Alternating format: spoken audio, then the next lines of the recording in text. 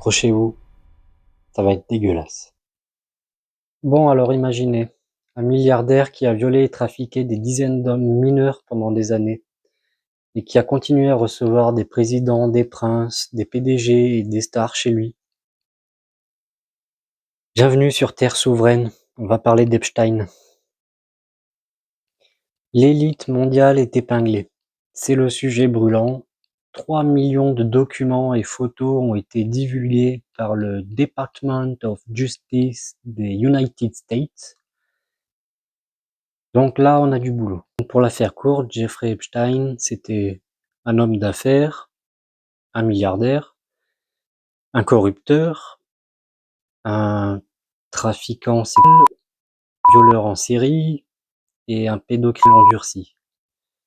Un CV que même on trouve pas dans les films d'horreur.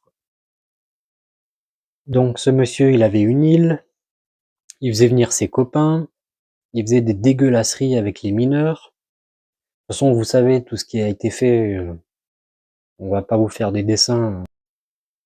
Je pense qu'on peut dire que c'est une démonstration de la perversion des élites. Depuis la Rome antique, le monde de pouvoir sait abuser des gens et faire n'importe quoi. Maintenant qu'on a parlé des faits, on va pouvoir parler de l'impunité.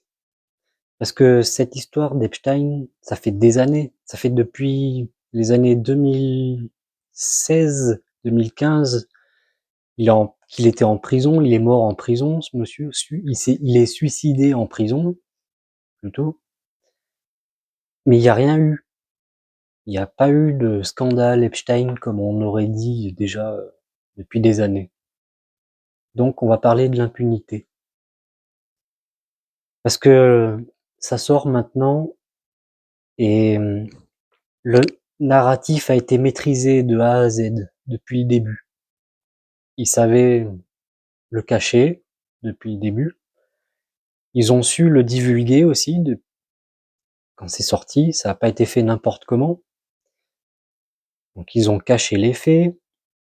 Ils ont su divulguer, ils ont maîtrisé la divulgation, on peut dire.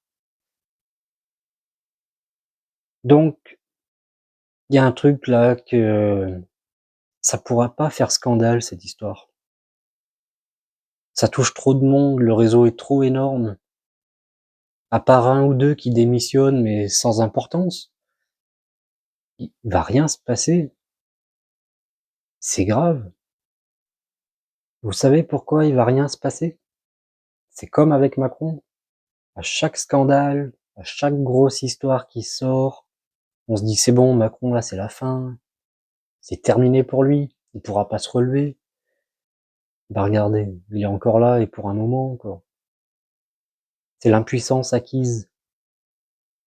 Plus c'est gros, plus ça continue. Et ça s'enchaîne comme ça, sans arrêt. Vous connaissez l'histoire du bébé éléphant qui grandit avec une corde autour du cou, attaché à un pieu au sol. Et il grandit avec ça toute sa vie. Il est bloqué par cette corde jusqu'à devenir adulte. Gros éléphant, quoi. Et ben, on lui met cette corde minuscule autour du cou. Il est bloqué.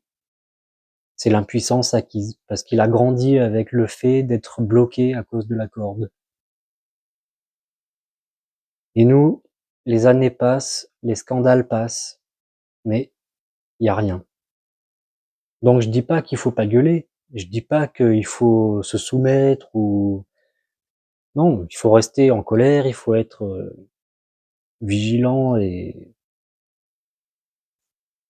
Il faut continuer de dénoncer les choses, mais c'est pas nous qui allons faire éclater le scandale. C'est pas vrai, ça. Ça, c'est se mentir, par contre. Par contre, si tu veux un scandale, regarde, je vais t'afficher un email de Jeffrey Epstein qui envoie un message à son copain Jack Lang, monsieur français haut placé que tout le monde connaît.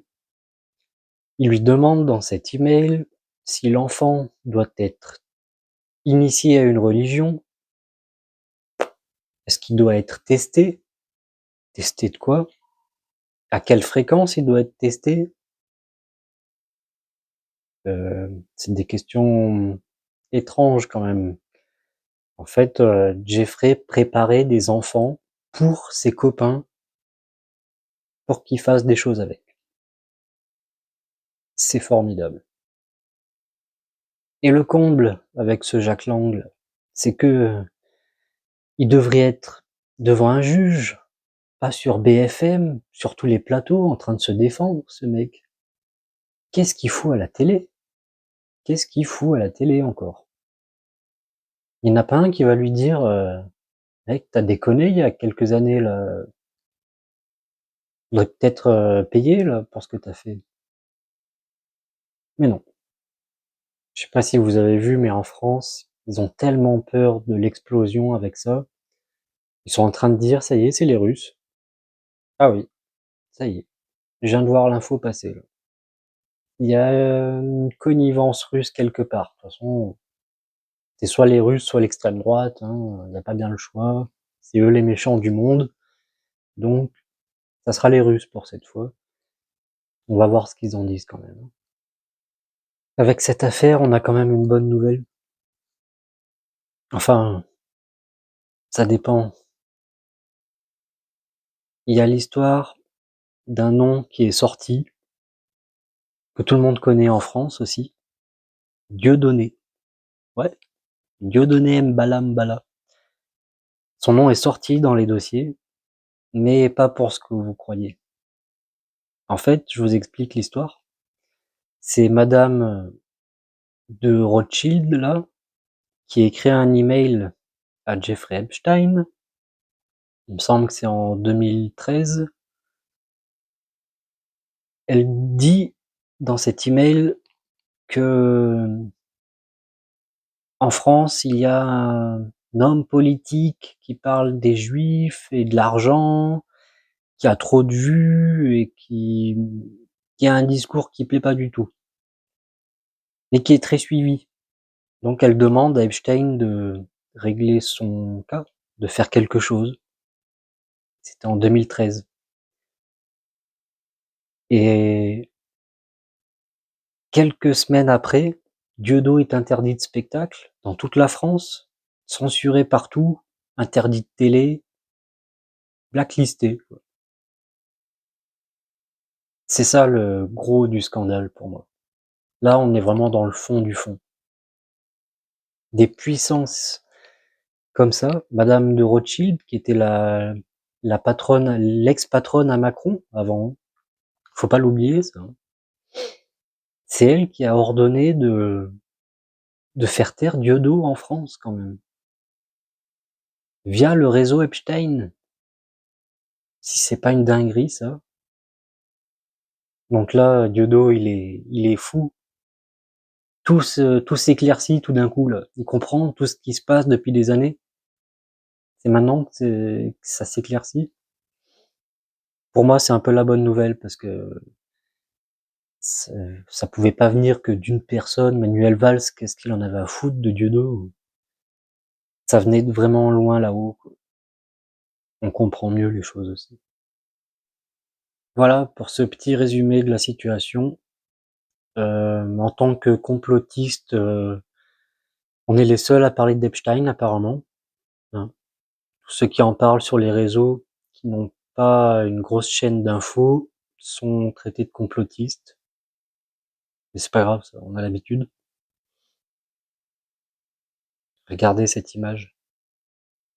Bon, en conclusion, c'est une sale histoire. On espère que les gens vont être jugés pour ce qu'ils ont fait, parce qu'il y a quand même eu des victimes. Hein. Je sais pas si vous avez des enfants, moi aussi j'en ai une, et ça fait vraiment mal de voir tout ça. Hein. Toute la souffrance des mineurs, la corruption, bon, la politique, tout ça, on s'en fout. Mais les enfants dans l'histoire, c'est grave.